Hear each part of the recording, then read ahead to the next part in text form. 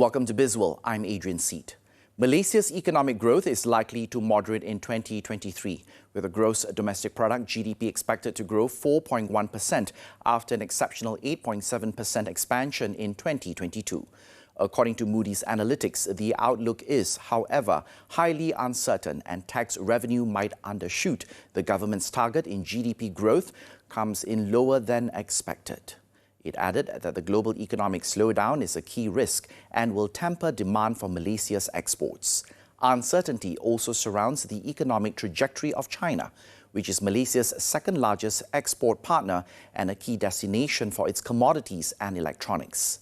Another headwind is the expected reduction in revenue from Petronas this year on the back of lower oil prices.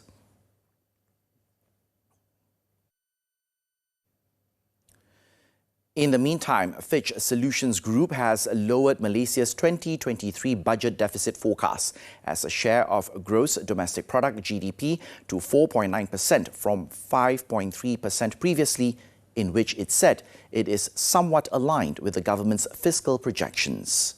The firm expected the country's 2023 revenue to come in much higher than before, after revenue collection surged by 25.9% in 2022.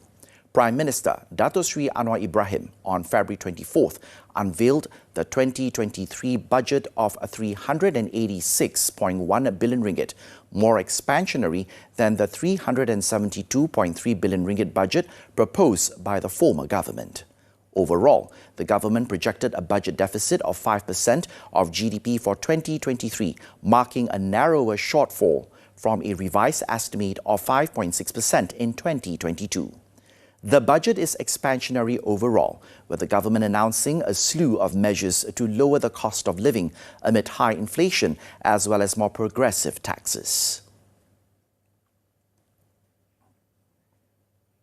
The continuous decline in the Producer Price Index (PPI) inflation provides a positive signal, especially for the Consumer Price Index trajectory in the near term. MIDF research, however, said the higher interest rates in major economies, elevated energy prices, currency fluctuations, and continuous geopolitical tensions will continue to be downside risks to global inflation, including Malaysia, this year.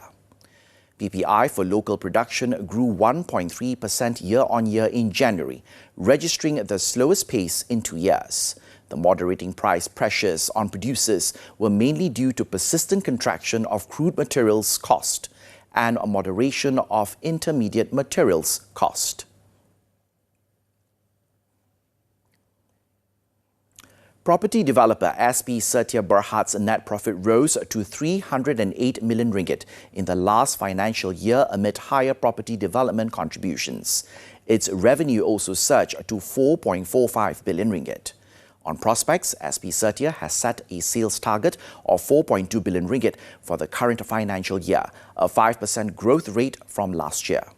The target is underpinned by unbilled sales of 7.3 billion ringgit and 47 ongoing projects, besides having 2,658 hectares of land banks, with a gross development value of 121 billion ringgit as of December 31st, 2022. Vietnam received $2.55 billion of foreign direct investment (FDI) in the first 2 months of this year. It is a 4.9% lower from a year earlier. As of February 20th, a total registered FDI, including new pledges, additional investment funds to existing projects and share acquisition, slumped 38% to a combined $3.1 billion year-on-year.